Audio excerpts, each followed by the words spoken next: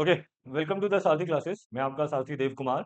तो आज हम लोग मैथमेटिक्स के एक चैप्टर को स्टार्ट करने जा रहे हैं जिसका नाम है सेट्स। ना इसको पढ़ने से पहले मैं कुछ चीजें आपके साथ डिस्कस करना चाहूंगा आज। पहला बात है कि सेट्स होता क्या है। सर सेट्स, सेट वो है क्या सर, मतलब कप और प्लेट का सेट, कपड़ों का सेट नहीं सर। सेट एक ग्रुपिंग है वेल डिफाइंड स्पेसिफाइड चीजों का। जैसे फॉर एग्जांपल मैं अगर बात करूं सेट्स, मैं अगर आपके सामने बात करूं से for example group of boys in class 11, is it a set और नॉट? देखो वेल स्पेसिफाइड है, आप पर्टिकुलरली क्लास 11 के बॉयज का भी बात कर रहे हो, सिर्फ उन्हीं को ग्रुप कर रहे हो, तो this will B A set. अब अगर हम बात करें group of talented students of class 11, of class 11, सिर्फ टैलेंटेड।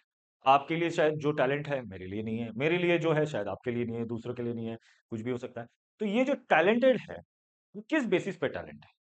इसका क्या कोई कैटेगरी है, कोई स्पेसिफिकेशन है, कोई स्पेसिफाइड है कि नहीं इसी फील्ड में टैलेंट होना चाहिए, या फिर किस लेवल पे है टैलेंट? क्या ये स्पेसिफाइड है? नहीं। तो स्पेसिफाइड नहीं है, तो ये एक सेट भी नहीं होगा। होप मैं ये चीज आपको समझा पाया कि सेट्स एक्चुअल में होता क्या है। ठीक है, चलो। अब सेट को रिप्रेजेंट करने का दो तरीका होता है, ध्यान से देखते हैं।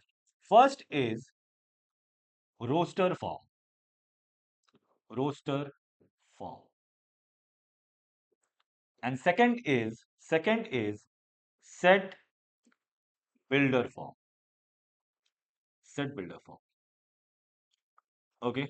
नाउ रोस्टर फॉर्म और सेट बिल्डर फॉर्म में क्या है? रोस्टर फॉर्म किसी भी एक सेट से ए इज इक्वल्स टू एक सेट बनाया, सेट का साइन दिया हमने, कर्ली ब्रैकेट दिया, और उसके अंदर जो भी एलिमेंट्स है 1 2 3 इस तरह रिप्रेजेंट किया। जब हम किसी एलिमेंट्स को, सारे के सारे elements of that particular set को हम रिप्रेजेंट करते हैं दो कर्ली ब्रैकेट्स के बीच में, तो इस फॉर्म को कहा जाता है रोस्टर फॉर्म। नाउ इसी चीज को अगर मैं सेट बिल्डर फॉर्म में लिखना चाहूं, स्पेसिफाइड, ध्यान से देखेंगे कैसे लिखेंगे। A equals to x, where X belongs to natural number, क्योंकि 1 से स्टार्ट हो रहा है। और मैं मुझे और भी स्पेसिफाई करना पड़ेगा, और ज्यादा क्या इतना काफी होगा? नहीं होगा, तो मुझे और ज्यादा स्पेसिफाई करना पड़ेगा इसे, where x is less than equals to 3।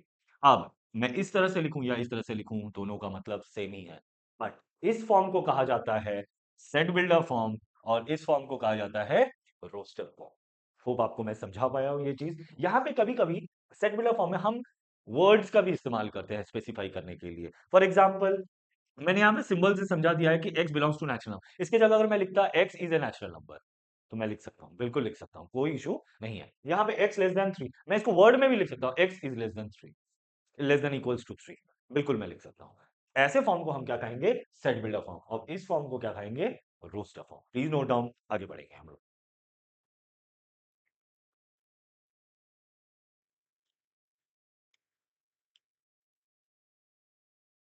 तो ये क्वेश्चन करते हैं, इसके बाद क्वेश्चन है द सेट ऑफ, क्वेश्चन है right, make a set, the set of all the words of, all the letters, sorry, very sorry, all the letters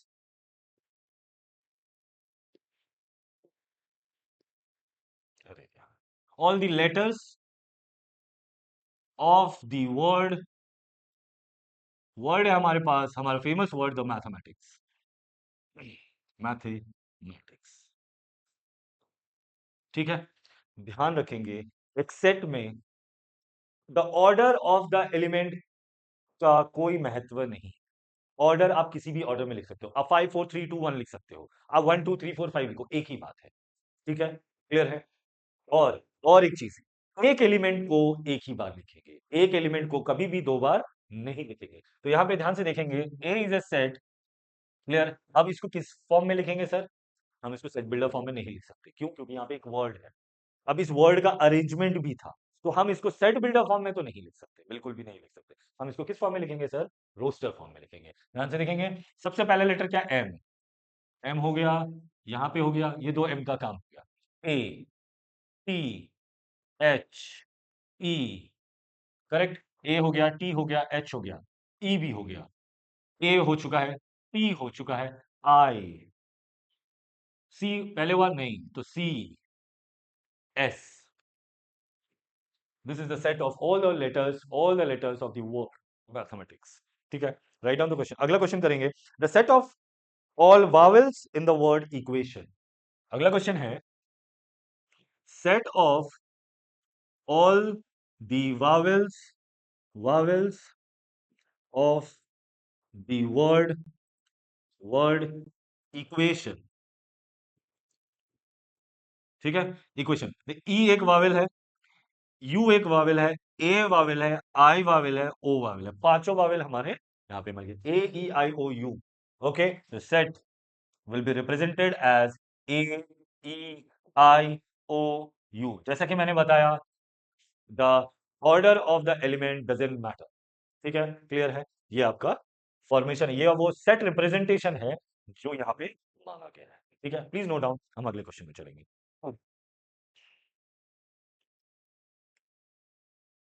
अगला question है, एक सेट लिखेंगे हम लोग, ध्यान से देखेंगे इस चीज को, एक सेट लिखेंगे से, क्वेश्चन है a equals to 1 2 3 4 5 6, correct. Now यहाँ पे डिफरेंट डिफरेंट क्वेश्चंस पूछे गए हैं, डिफरेंट 5 0 2 8 4 10, 5 सॉरी 5 0 2 8 8 4 10, 8 4 10, और डैश है सबके बीच में, और ए ए ए dash a dash a dash a। Now I have to fill this dash by using this symbol or either this symbol। इस symbol का मीनिंग होता है belongs to, and इस symbol का मतलब होता है does not belongs to।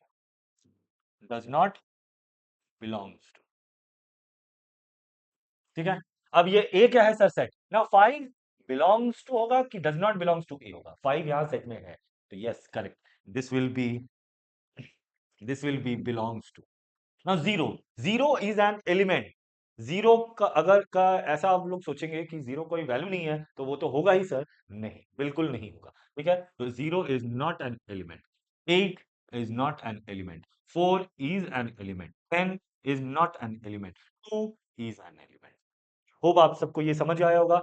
एक लेवल आगे चलेंगे इसी कॉन्सेप्ट पे, पहले इसे नोट डाउन करेंगे।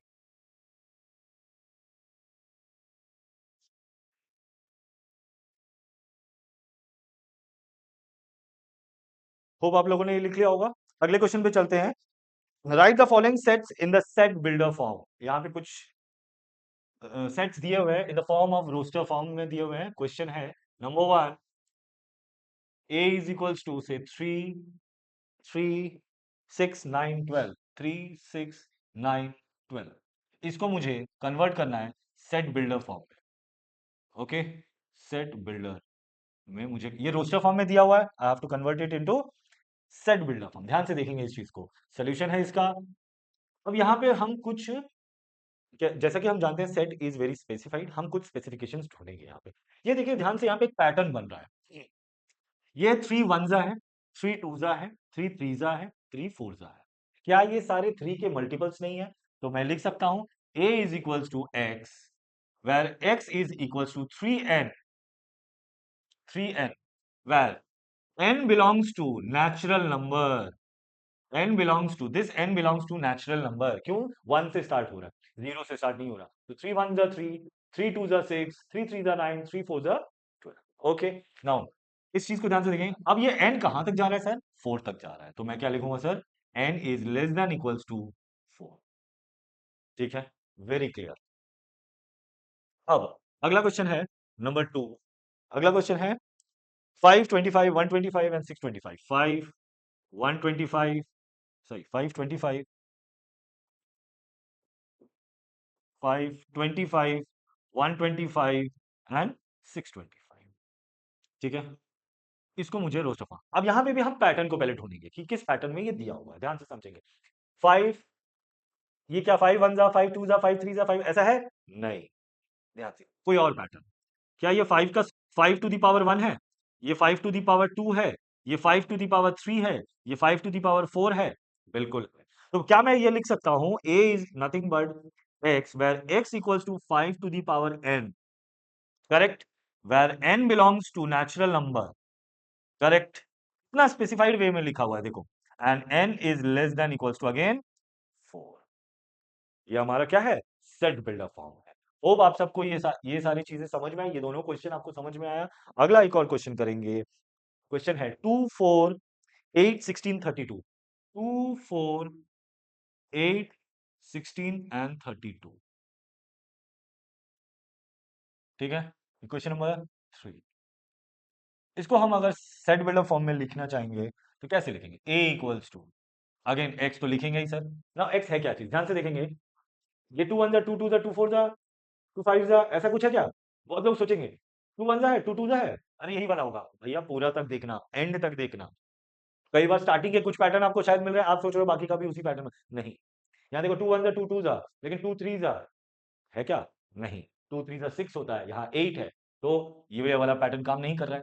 क्या करेगा sir, 2 to the power 1, 2 to the power 2, 2 to the power 3, 2 to the power 4, 2 to the power 5, clear है? Now where x equals to 2 to the power n, n belongs to natural number and n is less than equals to 5, clear है? अब बच्चों मुझे एक चीज बताओ, यहां पे मैं एक इम्प्रोवाइज करूंगा, एक चीज यहां इम्प्रोवाइज ये करूंगा कि इस n less than equals to 5 की जगह पे मैं लिखूंगा n इज लेस देन 6। क्या कोई चेंज आएगा? क्या कोई चेंज आएगा? बिल्कुल नहीं आएगा सर, ये लेस देन है, लेस देन 6 का मतलब 6 विल नॉट बी इंक्लूडेड। ध्यान से इस कॉन्सेप्ट को समझेंगे हम लोग।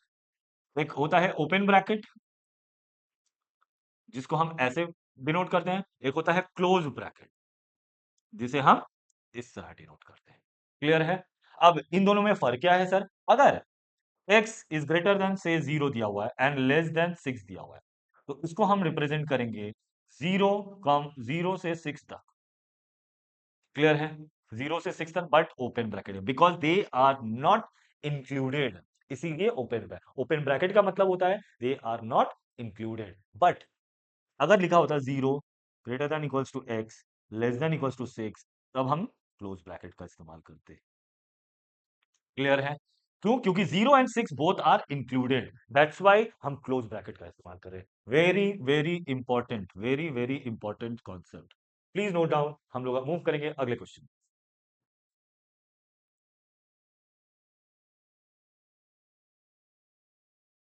होप आप लोगों ने लिख लिया होगा ये चीज, तो प्लीज हम लोग आगे बढ़ते हैं एक कॉन्सेप्ट में।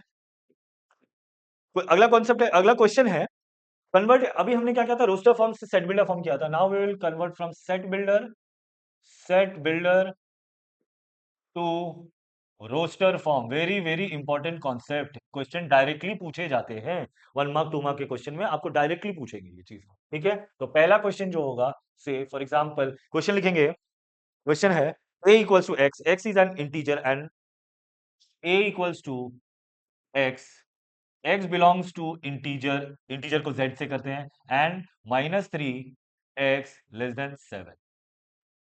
प्लीज इस क्वेश्चन को नोट डाउन करेंगे। इस क्वेश्चन को नोट डाउन करने के बाद हम लोग इसको सॉल्व करेंगे। ध्यान से देखेंगे, x is an integer and x is greater than -3 and less than 7। अब देखो यहाँ पे इक्वल टू नहीं है, सिर्फ greater than and less than है, ग्रेटर देन इक्वल टू नहीं है, लेस देन इक्वल टू नहीं है, तो मतलब हम -3 और 7 को हम इंक्लूड नहीं करेंगे अपने सेट में। तो that is a equals to what, अगर मैं इसको रोस्टर फॉर्म में लिखूंगा तो विल बी -2 -1 0 1 2 3 4 5 एंड 6। बस इससे आगे नहीं जाएंगे क्योंकि 7 को भी इंक्लूडेड नहीं करना है। होप आप सबको मैं ये चीज समझा पा रहा हूँ, आप लोगों को ये समझ में आ रहा होगा कि ये वाला कॉन्सेप्ट क्या चीज है, हमने यहाँ भी यूज किया है, लेस देन और लेस देन इक्वल टू में क्या फर्क है, ठीक है? प्लीज अगला क्वेश्चन है b equals to x, x is a natural number less than 6, b equals to second question, b equals to x belongs to natural number and x is less than equals to 6। अब ध्यान से इस चीज को देखेंगे, यहाँ पे देखिए लेस देन इक्वल्स टू है, तो x, अगर x is a natural number, अब नेचुरल नंबर मतलब 1 से शुरू होगा भैया, 1 से शुरू होगा, 1 से लेकर के infinity except all the decimals and fractions. ठीक है, तो b equals to what, 1, 2, 3, 4, 5, 6। 6 include होगा क्योंकि इक्वल टू दिया हुआ है यहाँ पे। क्लियर है? कोई doubt? Please note down, we will move to the next question. अगला क्वेश्चन है ना, question number 3। a is equals to x, where x is a prime number which is divisor of 60. X is a prime number which is a factor divisor, sorry, एक ही बात है, which is a divisor of 60। फिर कौन सा होगा इसका solution अगर निकालेंगे तो a equal to roster form में अगर लिखेंगे, प्राइम नंबर होगा, प्राइम नंबर होगा जो डिवाइजर होगा 60 का, मतलब फैक्टर होगा 60 का। तो क्या क्या आएगा सर? देखिए 60 किस किस नंबर से डिवाइड हो सकता है? 2 से हो सकता है, यस करेक्ट। 1 से हो सकता है, बिल्कुल हो सकता है। 1 एक प्राइम नंबर है कि कंपोजिट नंबर है? 1 इंक्लूड करेंगे कि नहीं बच्चों, पहले बताएंगे। 1 इंक्लूड होगा कि नहीं? नहीं होगा बच्चों। क्यों नहीं होगा? आपको अगर आप अगर प्राइम नंबर का अगर आप डेफिनेशन पढ़ने जाए, प्राइम नंबर होता क्या है? Prime number is a number जो 1 से और द नंबर इटसेल्फ से डिवाइड हो सकता है और किसी से ज्यादा नहीं हो सकता है। 1 से होगा और द नंबर इटसेल्फ से होगा, मतलब उसके पास सिर्फ और सिर्फ 2 फैक्टर्स होंगे। 2 से ना कम होगा ना 2 से ज्यादा होगा। अब 1 का एक ही फैक्टर है भैया, वो खुद है। 1 सिर्फ खुद से डिवाइड हो सकता है। तो 1 एक ऐसा नंबर है जो नाइदर कॉम्पोजिट नॉर प्राइम। ठीक है, क्लियर है? तो 1 इंक्लूड नहीं होगा, तो 2, 3 और किससे आएगा सर? 0 है तो 5 से भी जाएगा। 4 से जाएगा क्या सर? 4 से जाएगा, लेकिन 4 तो प्राइम नंबर है नहीं। क्लियर है? तो 4 नहीं, 6 नहीं, क्यों? 6 प्राइम नंबर नहीं है। 7 से नहीं जाएगा, 8 नहीं, 9 नहीं, 10 is not a prime number. और अगला प्राइम नंबर जो जिससे 60 डिवाइड हो सके, ऐसा कोई नंबर नहीं है सर। तो the elements will be 2, 3, 5। This is will be your answer. Please note down.